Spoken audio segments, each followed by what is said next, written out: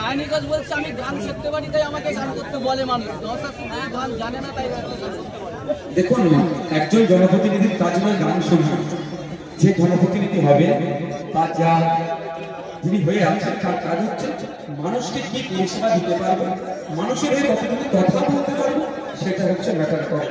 যখন কাজীরা পারে তখন সাবজেক্ট ছেড়ে অবজেক্ট। এগুলো অবজেক্ট। আপনি ভালো খেলতে পারেন, ভলিবল ছেলেদের সাথে এসে খেলে নেবেন, ফুটবল ভালো পারেন, বাচ্চাকে গোল করে দেবেন, এটা একটা এমপি এমএলএ কাজ নয়। তাদের বিদায়ী এমপি মিমি চক্রবর্তী মহাশয়ের পারফরমেন্স কি জিরো। তার জিরোটাকে এখন সামনে দিতে এসে সাইনে দিদি কি করছে? ওই গান শোনাচ্ছে মানুষকে।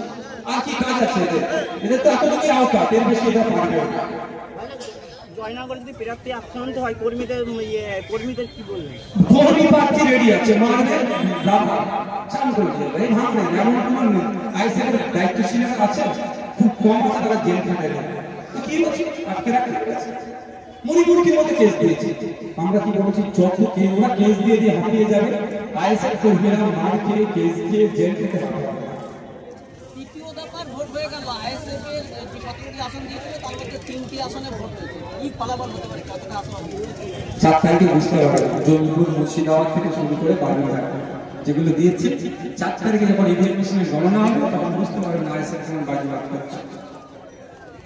আইএসএফ বিজেপির সুবিধা করার জন্য নাকি প্রার্থী দিয়েছে, এমনটাই বলছে শওকত মোল্লা।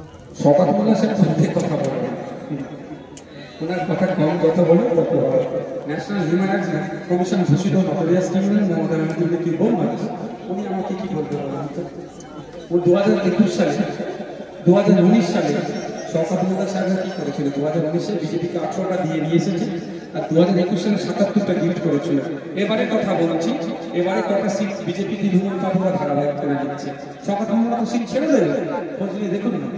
শওকত মোল্লা বলছে যে বুথের স্তরে যদি হার হয়ে যায় টিএমসি, তাই সেই সদস্যদের বাদ দেওয়া হবে, এমনটাই হুমকি দিচ্ছে তাদের সদস্য। দেখুন, ব্যাপারটা হচ্ছে গণতন্ত্রতে বিশ্বাসী নয়, মানুষের মতামতটা বিশ্বাসী নয়, ফলে তারা আনকন্টেস্টে জয় হয়ে জিতে আনকন্টেস্টের সার্টিফিকেটে আবির মাখে। আমরা কি বলি, মানুষের কাছে যাবে, মানুষ যদি আমাদেরকে গ্রহণ করে আমরা জিতবো, অন্যতে আমাদের পরিবর্তে যাদেরকে গ্রহণ করবো তাদের কাছে আমরা কিছু ভুল থাকলে ধরিয়ে দেবো। তো ভয় পাওয়ার কি আছে? সরকার সাহেব নিরপেক্ষতার সাথে ভোট হবে আশা করছি। কত বুথে যে ওরা নীল হবে গণতান্ত্রিক প্রক্রিয়াতে মানুষ ওদের বিরুদ্ধে ভোট দেবে, যখন গণনা হবে বুঝতে পারবে। কল্যাণ ব্যানার্জি পুরপুরাতে প্রচারে গিয়ে বলছেন যে নওশাদ সিদ্দিকী একজন কাপুরুষ, ও যদি পুরপুরা জেলা পরিষদে দাঁড়ায় সেখানেই হারাবো, আর ওই ডায়মন্ড হারবারে দাঁড়াবে বলে দাঁড়ায়নি।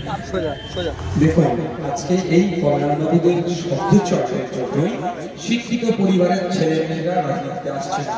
আজকে এই কল্যাণবাদীদের শব্দচরণের জন্য শিক্ষিত মার্জিত পরিবারের ছেলেমেয়েরা তাদের ছেলেদেরকে রাজনীতিতে পাঠাচ্ছেন।